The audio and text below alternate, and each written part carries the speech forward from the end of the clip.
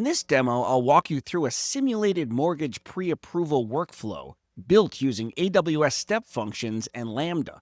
AWS Lambda is a serverless computing service from Amazon Web Services that lets you run code without provisioning or managing servers. This workflow models what the back-end logic might look like in a real-world application. It's designed to demonstrate how serverless technologies can automate key steps, from intake to decision to notification. The full process runs without any servers to manage, making it scalable and ideal for fintech or any real-world tech platform. So here I am, I'm logged into my AWS account. I'm going to begin by creating 5 Lambda functions, each representing a step in the mortgage process. So I'm going to search for the Lambda service. There it is. Click that. AWS Lambda. I'm going to create a function, provide some basic information. This first function is going to be named Validate Application Lambda. The runtime is going to be Python. I'll leave the permissions as is. By default, Lambda will create an execution role with the proper permissions. I'll click Create Function. Successfully created the function. This first function is going to ensure the input includes required fields like name, email, and income. Now I'm going to scroll down to the Python file itself. You can see there's a default function defined. It's called Lambda Handler. I'm going to remove the default code. I'll add my docstring or function documentation as the first thing inside of the function. This function is going to validate the incoming application data. Again, the required fields will be name, email, and income. I'm going to define a list of the required fields. Then I'll iterate over that list and check to see if any of the fields are not the event data. The event data is passed as the first argument to the Lambda handler. If any field is missing, I'll raise a value error. Otherwise, I'm going to return a new object where the status is validated and the data is the event data itself. The idea is that this object will be passed to the next Lambda function in the process. Let me deploy this function. Successfully deployed. Scroll back up here. I'll go back to functions. I can see the validate application Lambda function. Now I'm going to create another function. Simulate credit check Lambda. Runtime is Python. Default permissions. Create function. Successfully created. Scroll down to the Lambda handler. Remove the default code. Add my function documentation. This function is going to simulate a credit check by assigning a mock credit score. It'll add that field to the existing data object. Here I'm going to create a default credit score of 720 and assign that to the credit score attribute within the event data object. And again, I'll return a new object. The status will be credit checked, and the data will be the event data object. This will get passed to the next Lambda function.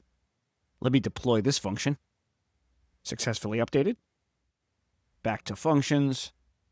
There's the new function. Create a new function. We'll call this Calculate Risk Score Lambda. Python runtime. Create function. Scroll down to the Lambda function. Add my docstring. This is going to calculate a risk score based on the applicant's credit score and income. It'll apply a simple formula. It's not real. First, I'll get the data object from the event payload.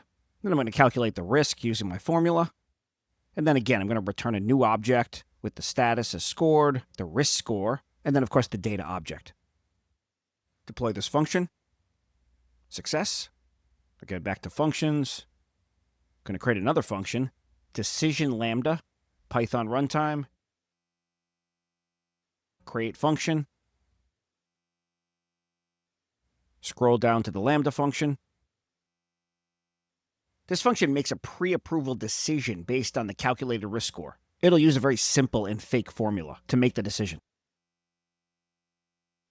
First, we get the risk value from the event payload. Then we make the decision based on the simple formula. Then we return a new object with the status, the decision, and the data. Deploy the function. Back to functions. We're going to create one last function. Send email Lambda. Python runtime. Create function. Here we are. This function is going to email the applicant their result. To do this, I'm going to need an additional import, Boto3, which is the official Python SDK that lets you interact with other AWS services. This function sends a confirmation email to the applicant using Amazon SES. The message will include the pre-approval decision. We'll have to verify the email address in SES. I'll show you how to do that later.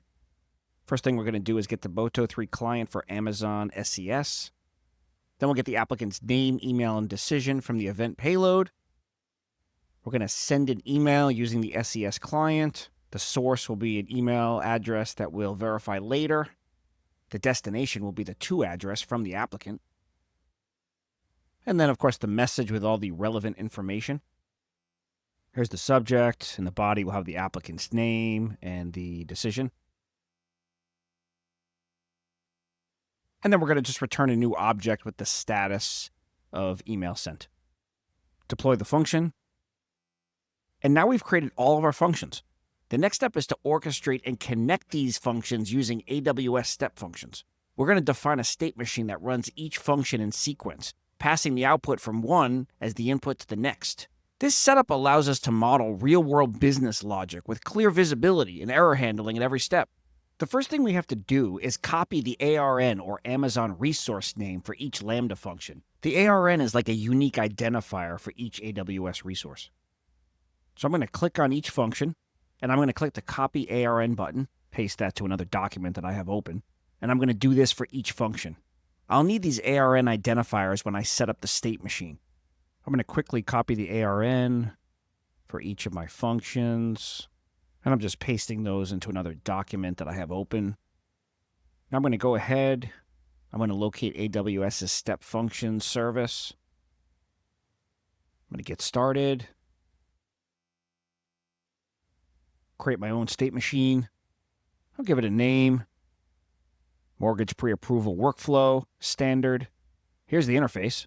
There's definitely a lot going on here. You can see at the top there's different ways of creating the state machine or the step functions. I want to create it with code, so I'm going to click code. It's looking for the step functions in the JSON format. I already have that prepared. Here it is. Let me just resize this. So now I'm going to paste each one of those ARN identifiers into the relevant steps. You can see they match up with the relevant names. Risk scoring, decision, and then send email. I'm just pasting those in.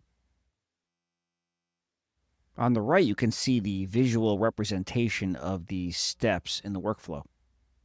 That's pretty helpful. Let me just review the other settings within the configuration for the state machine. I'm going to stick with all the defaults, including the default permissions. I'll click Create, Confirm, and the state machine's been created. Now I want to execute and test the workflow. To do that, I'm going to start an execution using a sample application that includes the applicant's name, email, and income. So here I'm going to start execution. I'm going to provide some sample input in JSON format. Here's the applicant's name, email, and income. This is just test data. I'll start the execution. As each step runs, I can follow the process in the visual state machine viewer. If all goes well, we'll see each state turn green. You can see the steps that were successful, and then the last step, send email, failed. So let's figure out why. I'm going to scroll down here. I can see a detailed log of events associated with each step. If I continue to scroll down, I can see the Lambda function failed, execution failed. I'll expand this, and I can see the detailed error message of why it failed. Syntax error. There's an issue with the closing curly brace in the module. On line 27. I can fix that. Let me go back to Lambda. Select the correct function. Send email. Let me look at line 27. Scroll down. There it is. This shouldn't be a curly brace. Should be a parenthesis. Redeploy the function. I'm going to go back to my state machine. Start the execution. Same test data. Let's follow along. Send email failed again. Let's see why. An error occurred. Access denied when calling the send mail operation. Well, I do know that we need a verified from email address in Amazon SES. This is the one used as the source in the sendmail call. So let me first go back to Lambda. I'll find the send email Lambda function in the code. I'll find the send email function. Here's the source. Let me set that to a valid email address. I'm still going to have to verify it in Amazon SES. I'm just going to use my Gmail address. Then I'll deploy the function. There we go. Then I'm going to go to Amazon Simple Email Service. That's Amazon SES. I'm going to click on this left menu. I'm going to go to Identities. I'm going to create an identity. The identity type is going to be email address. This is to verify ownership of an email address. I'll use my Gmail address. This is the same one I'm using as the source in the sendmail. I'll click Create Identity. This is going to send an email to that Gmail address. It looks like this. If you click the verification link, you get the confirmation. I successfully verified that email address as a valid source email address. The other thing we're going to have to do is verify the recipient email address. By default, Amazon SES is in sandbox mode, which is like a testing mode. This restricts sending emails only to verified recipient addresses. We're going to verify the recipient address to ensure delivery works during testing, since sandbox mode is designed to prevent unauthorized or accidental email sending. To work within these limits, we're going to verify the recipient email address by updating the permissions for our Lambda's execution role. So I'm going to search for IAM, which is Identity and Access Management. I'm going to go to Roles, and I'm going to find the role that's associated with the Send Email Lambda function. Here it is. This was created automatically for me when I set up that Lambda function. You can see the default permission policies here. I'm going to add a permission, and I'm going to create an inline policy. I'm going to do this directly with JSON. You can see the default policy here. There are no specific actions or resources allowed for the role. So I'm going to replace this entire thing with new JSON. We're going to allow the sendmail function access to a specific resource. And for that, I'm specifying the ARN for the new identity I created associated with my email address. This allows the sendmail function to send an email to that email address. So basically, I'm allowing the system I built to send an email from and to the same email address, just for testing purposes.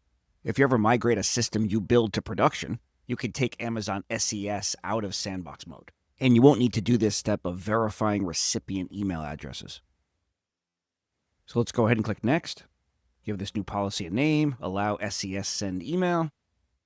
Click Create Policy, and I can see the new customer inline policy listed there, which means it's been applied to this role. Let's go back to our state machine to rerun the workflow. There it is. I'm going to start execution. This time for our test applicant information, I'm going to use the verified recipient email address. Again, for testing purposes, I'm sending from and to the same verified email address. Start the execution. Monitor our progress. And it looks like the send email was successful. That means I should have received an email based on the provided input. And there it is, my mortgage pre-approval status email. I've been approved.